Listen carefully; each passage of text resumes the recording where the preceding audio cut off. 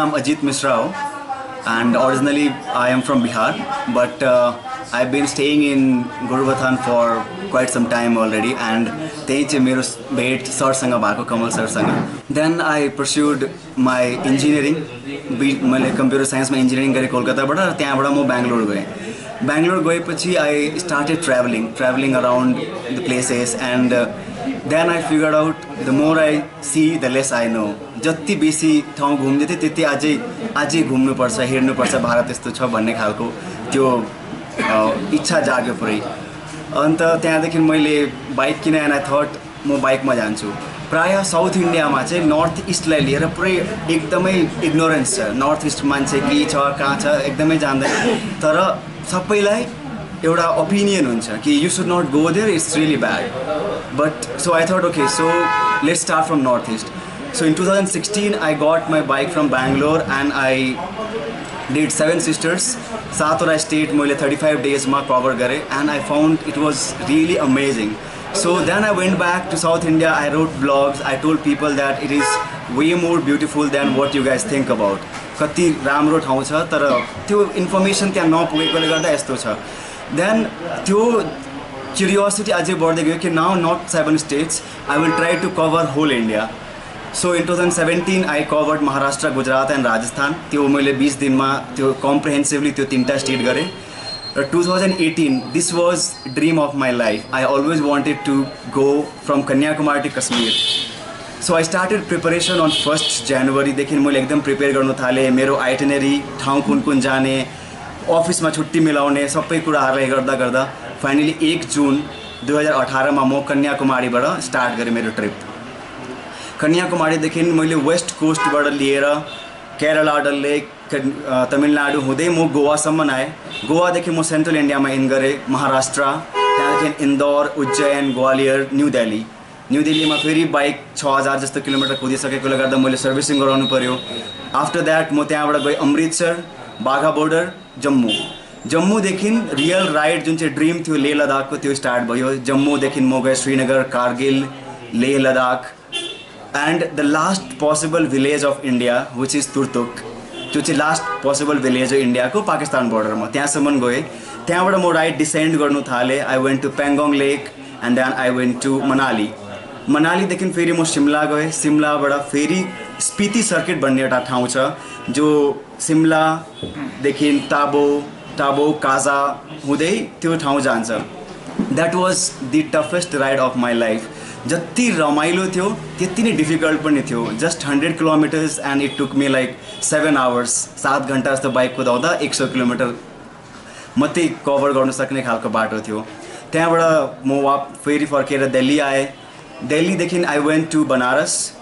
दिल्लीदेखि बनारस चाहिँ झन्झनै 820 किलोमिटर छ. त्यो चाहिँ यो ट्रिपको सबैभन्दा लामो राइड थियो मेरो.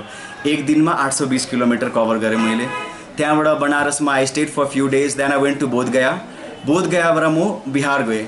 बिहार माई बर्थ प्लेसदेखि दार्जिलिङ आएँ म हिजो, विच इज अराउन्ड 400 किलोमिटर्स.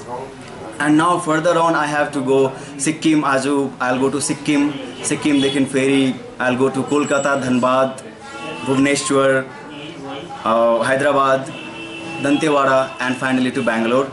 अझै 15 दिन जस्तोको ट्रिप मेरो छ.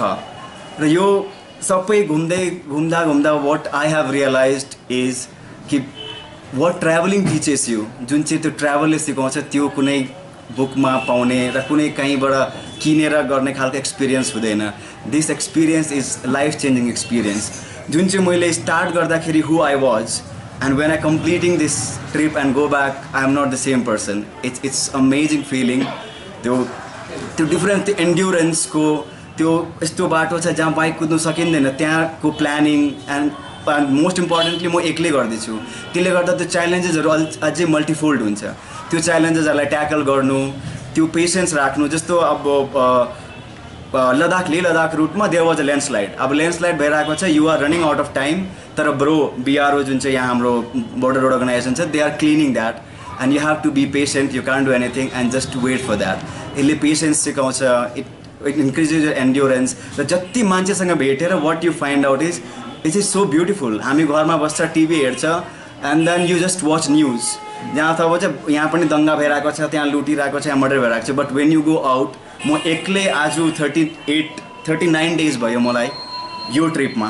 39 डेजदेखि म बाहिर बाटोमा कुदाउँदैछु। Every morning new place, new people, new food, new कल्चरदेखि इन्ट्रोड्युस हुन्छु। And it has been amazing. जहाँ जान्छु त्यहीँ एकजना दुईजना कोही न कोही मान्छे यस्तो भेटिहाल्छ जो हेल्प गर्नुको लागि एकदम तयार हुन्छ। सो यो मेरो अहिलेसम्मको जर्नी थियो। आजसम्म टोटली मैले यो बाइक र मैले जुन चाहिँ थियो त्यसमा मैले 26 वटा स्टेट्स कम्प्लिट गरिसकेको छु।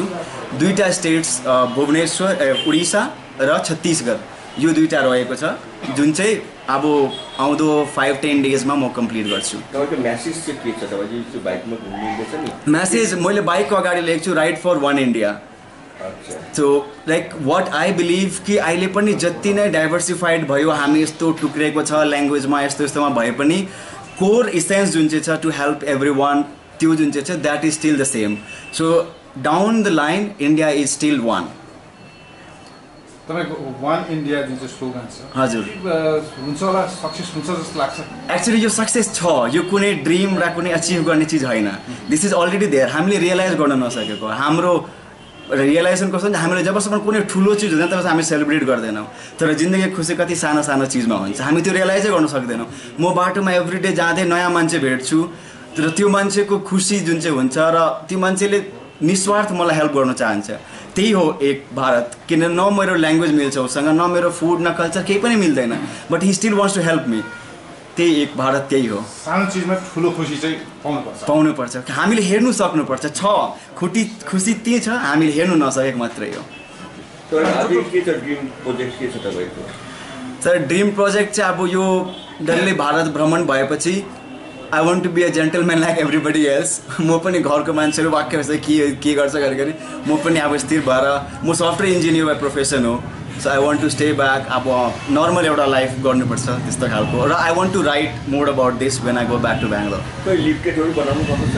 लिफलेटहरू बनाएको छुइनँ मैले, जहाँ मान्छे भेट हुन्छ त्यहाँ यसो बात गर्यो। तपाईँको यो जुन चाहिँ यो राइड छ है, यो राइड इन्जोयबल पनि छ, इन्जोयबल छ, र सबभन्दा डिफिकल्ट कुन ठाउँमा, कहिले, कति तारिक सबभन्दा डिफिकल्ट सिचुएसन कति बेला? ओके, हुन्छ।